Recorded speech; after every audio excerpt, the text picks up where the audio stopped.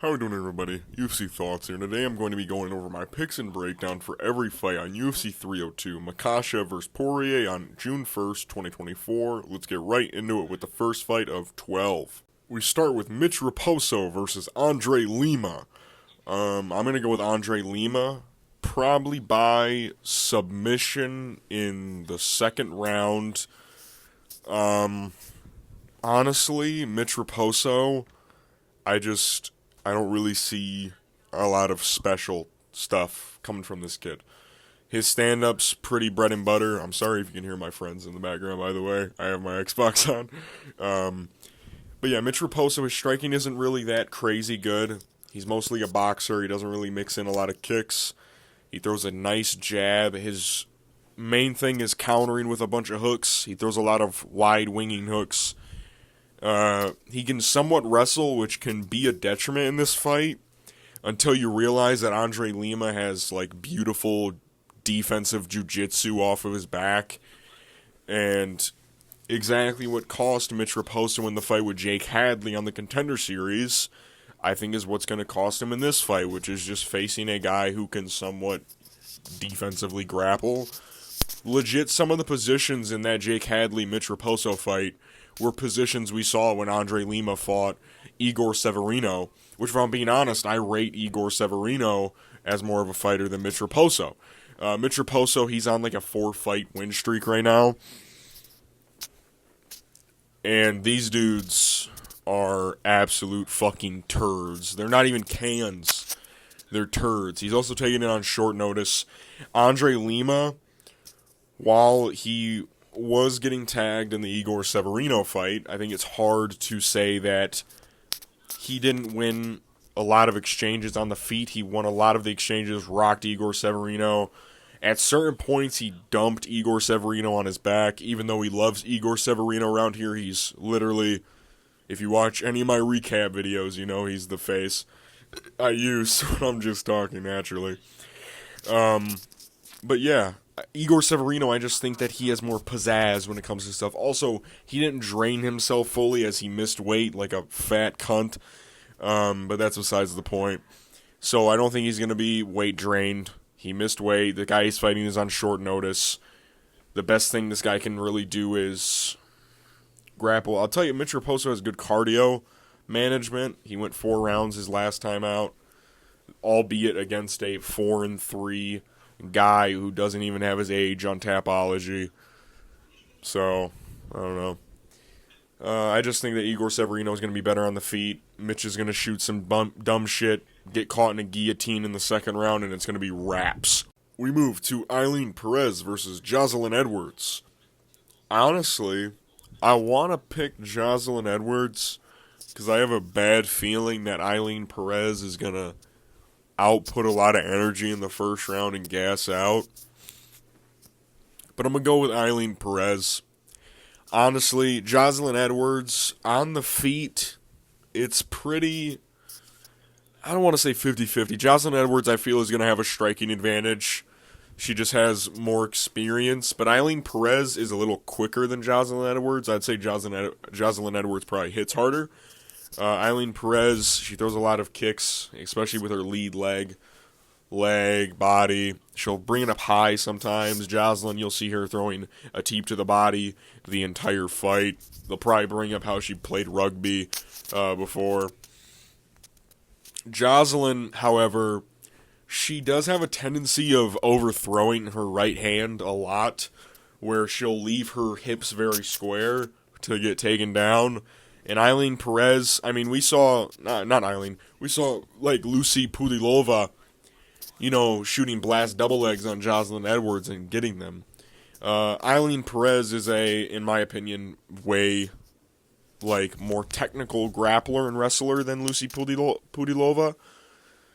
And also, she hasn't shown the gas tank problems in recent performances that would make me think that she's going to have a gas tank problem in this performance. Even though these two have beef, for some, I forget what I think like a coach of one of these two ladies choked one of them out or some shit, I don't know. But, yeah, I think this is going to be probably a bit of a boring matchup, sadly. Eileen Perez is probably going to win a unanimous decision, 29-28 maybe. In case she does gas out, Jocelyn will pick up the third round.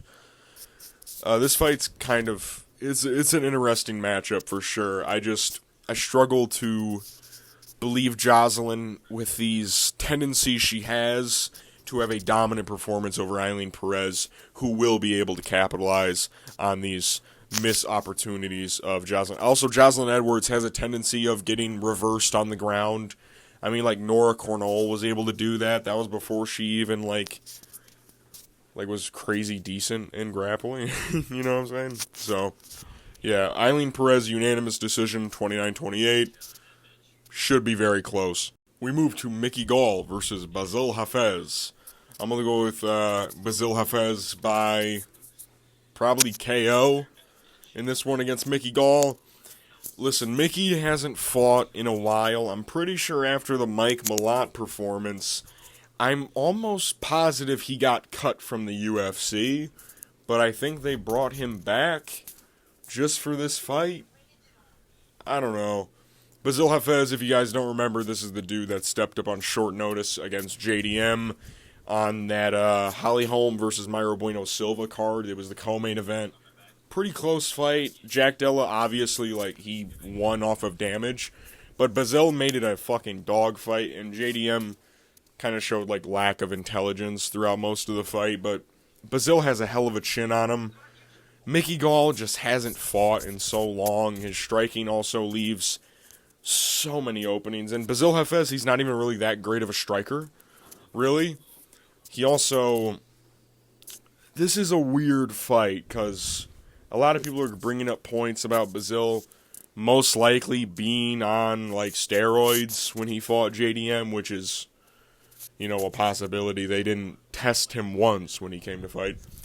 So maybe this is a different fight, but it's Mickey Gall just hasn't fought in fucking ages, man. Also, are we sure that the new drug testing agency is even testing people? People are literally coming out and saying that they took steroids. Khalil Roundtree had to come out and say that he took a tainted supplement. And then was the drug company wasn't the person that came out about it. It was Khalil that did that. So, are we sure they're even testing people anymore? I think Basile, the only way that Mickey Gall has a chance of winning this is by submission. Or if Basile gasses out, which I don't think he will. He's not really that much of a finisher. He has a lot of fights go the distance. I just think that he's going to clip Mickey Gall on his chin with a solid right hand, probably in the second round. Mickey has a tendency of overthrowing again, leaving a lot of openings. Basile has a hell of a chin on him. I don't see Mickey taking him down. I don't see him subbing him. Basile is only lost by decision, so I go with Basile by either KO in the second round or unanimous decision 30-27. Lock it in. We move to Phil Rowe versus Jake Matthews. I'm going to pick Phil Rowe, but this is an interesting matchup. I'm going to pick Phil Rowe mostly based on the fact that Jake Matthews, the people we usually see him struggle with are people with significant reach advantages over him. It doesn't really have to play with height, it's the fact of the range game, you know what I'm saying? Jake, in his last fight, fought Michael Morales, a guy with, again, at welterweight, a 79-inch reach, who was able to use the jab, able to use boxing fundamentals very clearly. And Michael Morales is a prospect that I'm very fond of. I fuck with Michael Morales. He's actually he's nice with it, I think. Phil Rowe, I think Phil Rowe has very good head movement. He's able to fight in dogfights. We've seen him show a lack of intelligence against guys like Neil Magny when he constantly tried to clinch with him, but that's besides the point. When Phil Rowe is able to keep it standing and keep it at his range, he is very dangerous. He's a very dangerous guy. Likes a good low kick, which is also something that Jake Matthews struggles with. He may be able to evade some, but he eats a lot of leg kicks because he's so boxing heavy. He's so heavy on the front foot. I I also think some people picking Jake Matthews based on, like, grappling. Phil Rowe, this isn't really a great thing, but he grapples a lot. He grapples and loses a lot, but he is always in competition. He always does, like, I don't think it's the AC/DC stuff, but he's always on, like, Fight Pass, doing, like, the grappling shit with, like, Nicky Rod and Gordon Ryan. I think he grappled both those dudes. And it shows that he has a respect for the craft. You know, he's going in there, fucking grappling it out. But I could see Jake Matthews trying to struggle his way on the inside and kind of just getting jabbed to death. And also, Phil Rowe kind of does hit pretty hard. I don't think he'd be able to KO Jake Matthews, because I think Jake Matthews has only been KO'd by Kevin Lee. I might be wrong. But Jake Matthews was also able to eat punches off of guys like Matt Semmelsberger, you know, who hits fucking insanely hard. Or like Andre Fialho. You know, I don't think he's going to get knocked out by Phil Rowe, but I think Phil Rowe will comfortably go into a decision 30-27, maybe a slip-in of a 29-28. I just think Phil Rowe on the feet is going to be more strategic, very patient. He doesn't wing a lot of his shots. He plants them. He plants, he moves, he plants, he moves. You know, jab, jab, 1-2, 1-2. He also throws, you know, leg kicks, head kicks. He also has a good gas tank. Jake, he can falter in the later rounds. Jake also has fought, like, bad competition and hasn't looked great. Like, he fought, like, a 39-year-old Diego Sanchez and brought it to decision. You know, the only guy that I can remember Jake Matthews finishing in recent memory is Andre Fialho, who just got knocked out on the regional scene. So, take with that what you will. So I think just Phil Rowe, just on pure instinct, pure boxing fundamentals, I think he's going to use his jab better, and that's usually what causes Jake Matthews to lose, is that the other guy is able to get his jab going, and he can't get in range. So, that's it. We move to Grant Dawson versus Joe Selecki. I'm going to go with Grant Dawson by probably by TKO, ground and pound, if I'm being honest. Listen, Grant Dawson, he might have had one of the harshest fraud checks of 2023 when he got KO'd in, like, 30, 40 seconds by Bobby Green. And by the way, if you guys fucking remember my picks video, I was like, I have a bad feeling that Bobby Green is going to just one-punch KO this fucking guy. And look what ended up happening. He got fucking jabbed TKO. But that's besides the point. He's still just so much better than Joe Selecki. This is a huge step down in competition, not just from Bobby Green, but from, like, the past two guys prior to Bobby Green that Grant Dawson fought. Maybe not. Damir Ismagulov, I think, is better than Joe Selecki, but who was Marco Madsen before that? Was that the fight for Grant Dawson before that? Maybe Joe Selecki might be better than Marco Madsen, but Joe Selecki, all he really has is that BJJ. That's all he really has. He's not really great on the feet. He pulls guard. Like, legit. He also got brutally slam KO'd last time he fought, and I know that was over 6 months ago. Joe Selecki is one of the only guys who actually took, like, time off. You know, but I just think that this is a huge step down in competition for Grant Dawson. I think he's just going to wrestle fuck this dude for the whole fight. I think he's just going to beat the shit out of Joe Selecki. Right? I assume Grant Dawson, he's been in the gym with Gamrot. He's been in the gym with fucking, you know, Dustin. I bet you Dustin tried to sharpen his fucking boxing skills after the Bobby Green loss. He was like, you got to get fucking better here. I bet that's what he's been fucking drilling. Because Joe Selecki, we've seen, has some shitty fucking striking. Alright, let's give it a buck.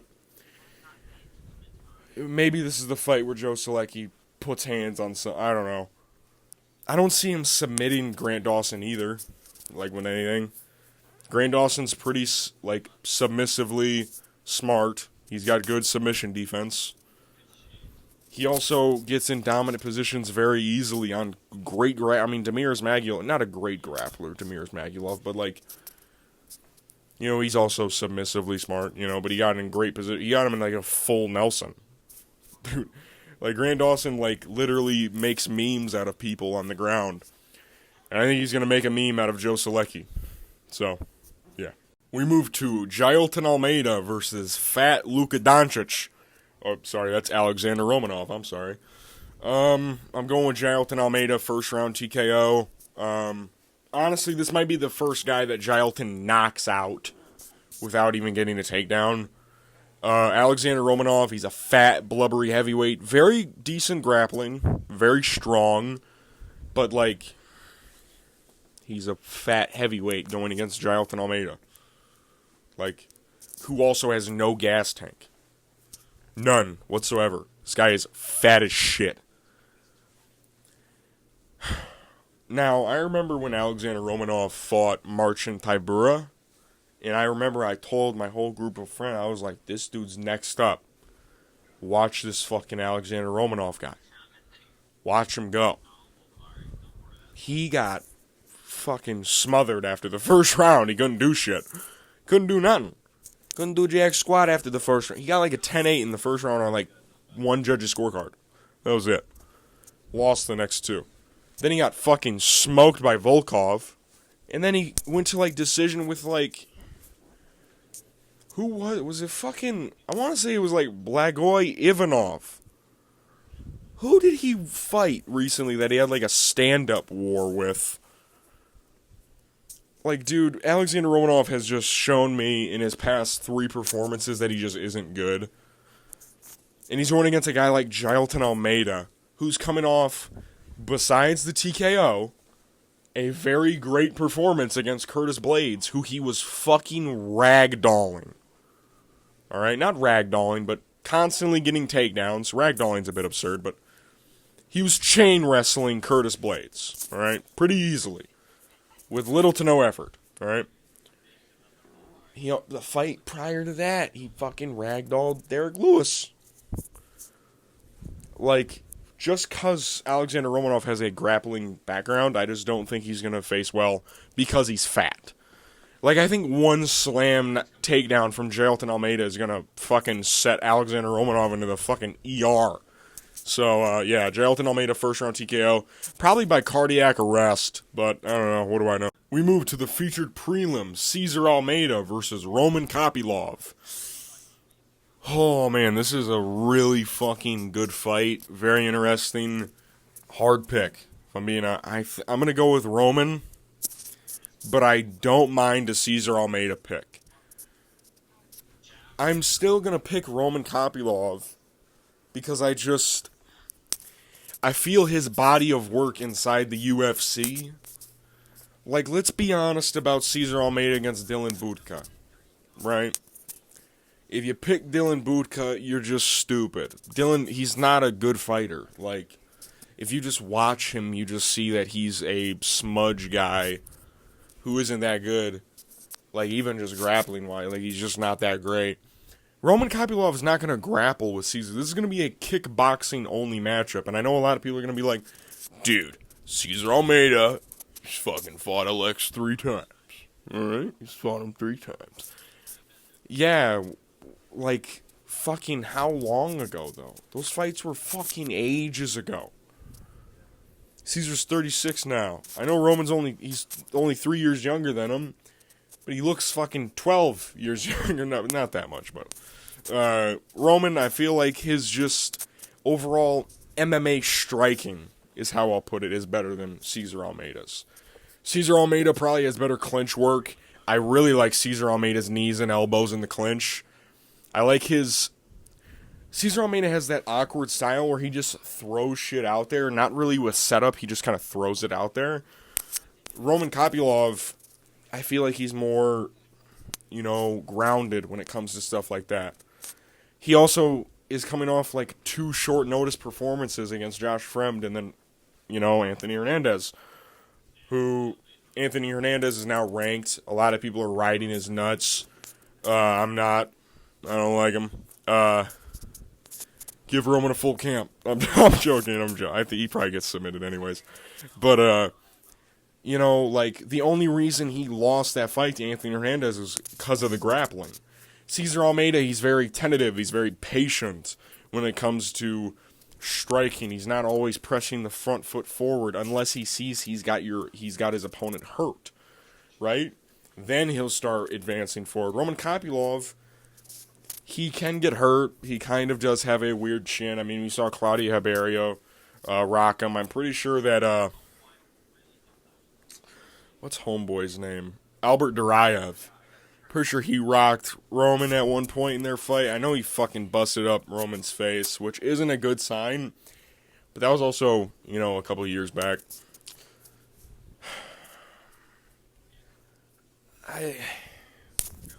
Does Roman KO him, though? Has Caesar been KO'd in kickboxing? I don't think he has he? I know Alex didn't.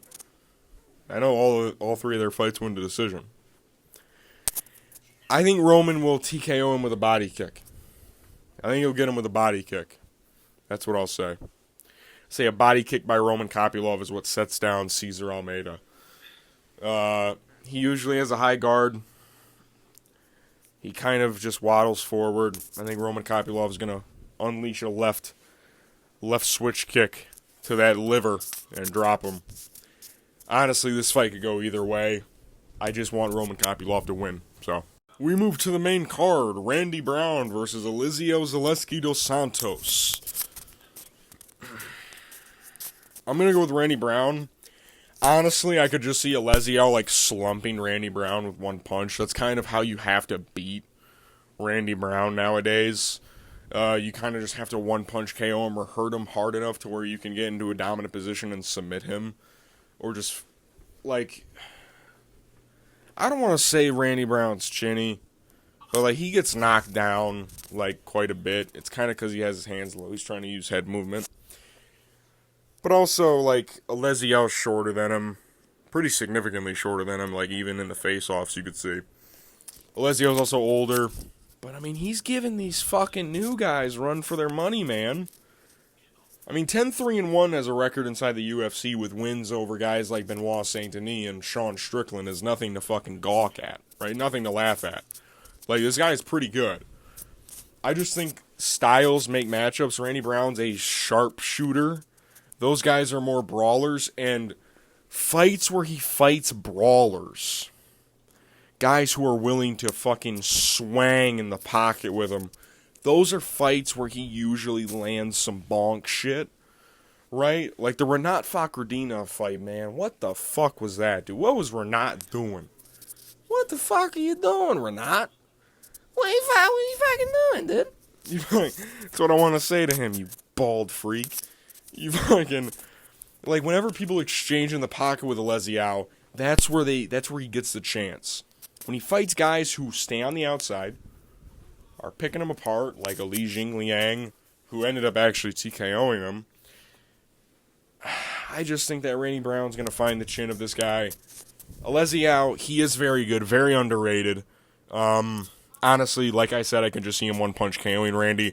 I think Randy Brown has looked pretty damn stellar in his last couple of fights. He's also, beaten some great guys. The last time that Randy Brown lost was to JDM, but prior to that, if you take away that fight, he legit has, 7 wins in a row or some bullshit like that? So, coming off a brutal KO of Muslim Salikov, who again is a older guy. Also, Elizeu Zaleski dos Santos, early in fights, has a tendency to get clipped hard. Like Renat Fakhreddinov, I'm pretty sure he almost finished him in the first minute, right? If I'm remembering correctly, I think it was in the first round. Renat really hurt Elizeu really bad. So honestly, this fight could end in the first minute for either guy, but I'll go with Randy Brown. If he doesn't finish him in the first round, I think Randy Brown will probably cruise to a 30-27 unanimous decision, kind of just popping shots, picking him apart. Just playing how Randy Brown plays. Rude boy. We move to Nico Price versus Alex Morono. I'm going to go with Alex Morono. I just think... By the way, this is a rematch. If you guys don't know, in their first fight, Alex Morono was, winning most of the exchanges, and then he got knocked out in, the last second of the second round, I think. Or was it the first? I think it was the second round. I don't know, end of one of the first 2 rounds. I think it was the second. He fucking knocked him out cold. It was bad. But ever since, like, both of these guys have chins of, like, hey. You know? Like, You know when you're watching your favorite fighter and you're seeing the guy he's fighting throw, you're like, that's how it is watching these 2 guys fucking fight each other. It's like, oh my god. It's like, whoever gets clipped first is kind of going down, and I believe that it's going to be Alex Morono. I believe he's been better in recent performances. I think he's had more tough fights. He's fought better opponents. I mean, Joaquin Buckley now, Alex Morono went to decision with him, right? Like, come on. Nico Price also, his chin is worse than Morono's, though. Like, dude, the shot that he got knocked out by Robbie Lawler, honestly, one of the most, like, if it was scripted, if it was fraudulent, that's the one that I'd point out. That was one of the weirdest KOs I've ever seen. Nico I don't think he's... I'm not going to say I don't think he has it anymore, but, like, he's just getting knocked out left, right, and center. And I'm not saying that Alex Morono has a crazy chin, because he's also been knocked out quite a handful of times, but, I mean, he got knocked out by Nico Price. Who figures? But I think Morono just overall has looked better since then. I'm pretty sure that Nico Price has a negative record since their first fight. I think Morono is majorly positive since then. So, yeah. I think Morono's just going to be sharper on the feet. Nico kind of swings wild. If you just have decent enough head movement, you can kind of get past it. If you're defensively smart, you can get past it. I don't know about that, about Morono, Mr. Old Bounce and keep your hands out. So, we'll see. But I'll go with Morono probably by first round KO. So, yeah. We move to the featured fight. Kevin Holland versus Makhachev Oleksiejczuk. I'll go with Kevin Holland. This fight, honestly, I don't really like it. Kevin Holland's moving back up to middleweight. Both of these guys fought at 299. Both of them lost, both in different, like, debilitating fashions. Like, Kevin got, like, embarrassed while McCall kind of just got steamrolled. So, I just think Kevin's better. Like, that's it. Like, the only way he's going to lose to Makhachev Oleksiejczuk is if, like, McCall, like, either heavy style wrestles him, which I don't think he will. And even then, I think Kevin Holland has improved massively in his grappling aspect.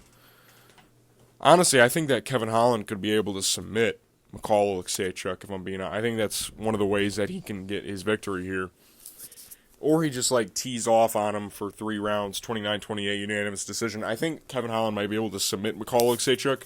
But also, McCall has a tendency to eat a lot of damage and then try and bounce back into fights against guys who get gassed. That's kind of what people pick him for, is that he's like this junkyard dog that's going to take a lot of punishment, walk forward, eat a bunch of shots, and then load up on these guys.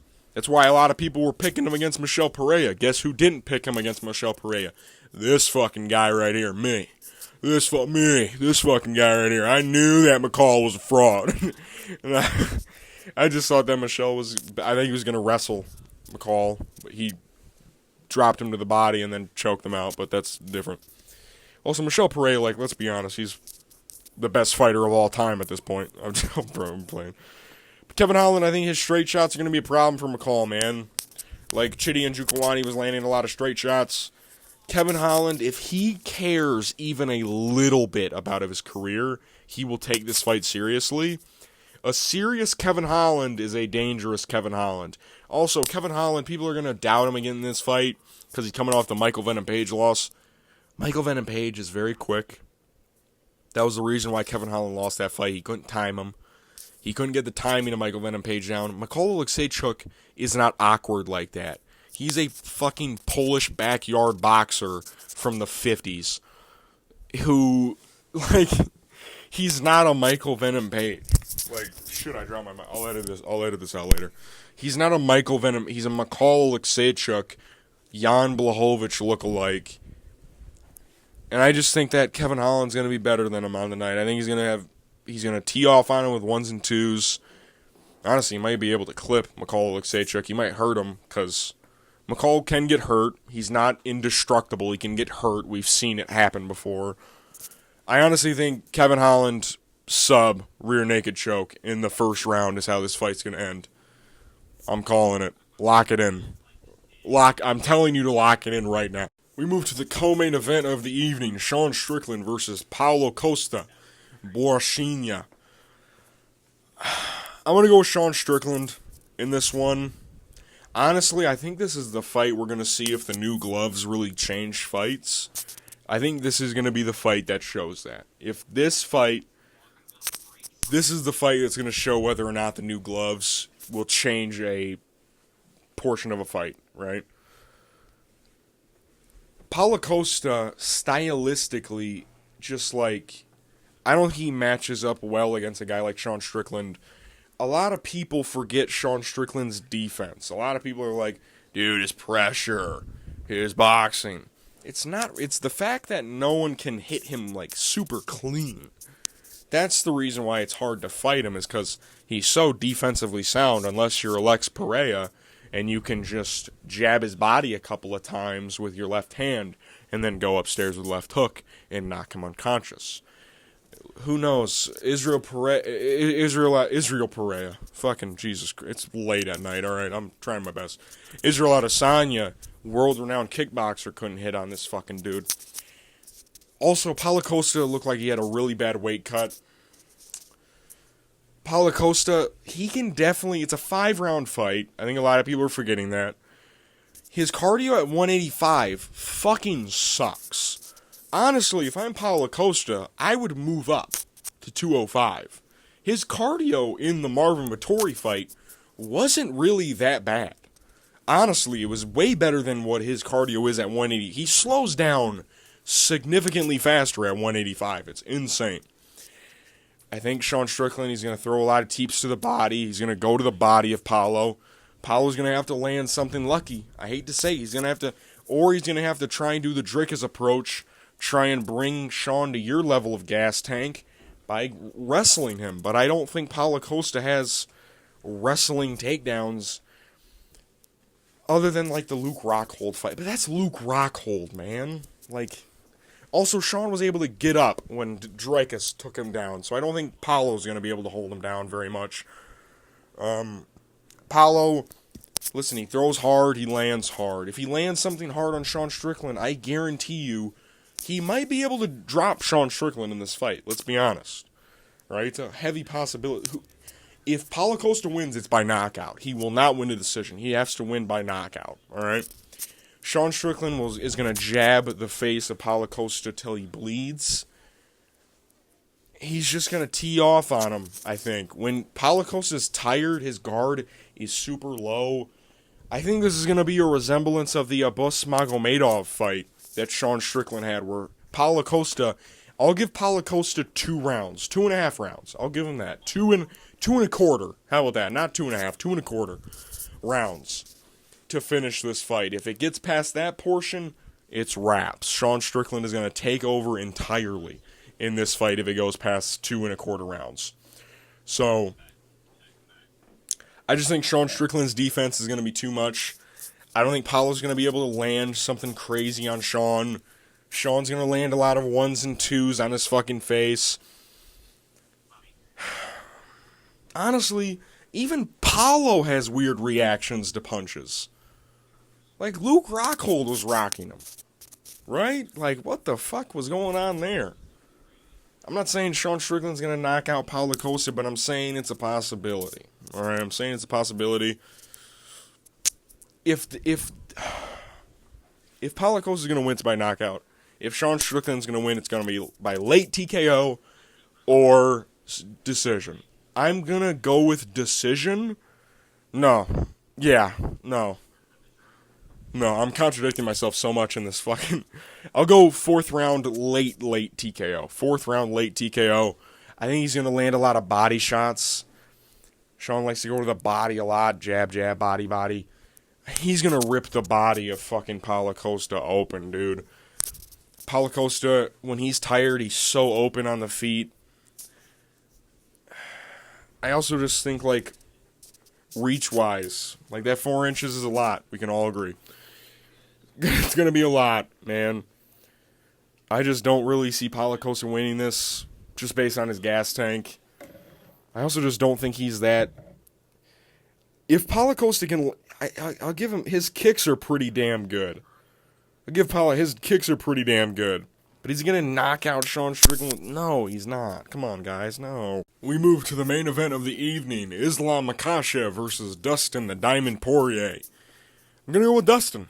I think he's... I'm going with Islam. Islam, I think he's going to first round rear naked choke him. Dustin... Listen, I would like to see him win, but I legit just don't see it. This is also another instance where I think the glove change could have an effect on the fight, if I'm being honest. Dustin, of course, always has a puncher's chance, hits very hard. Islam has been looking pretty decent on the feet recently. He made Charles look easy on the feet before we found out that Charles, in this era of his fighting style, kind of wilts against heavy-style wrestlers on the feet for some reason. And he made Volkanovski look really simple in their second fight. Even in their first fight, he was landing some stuff on him. Dustin...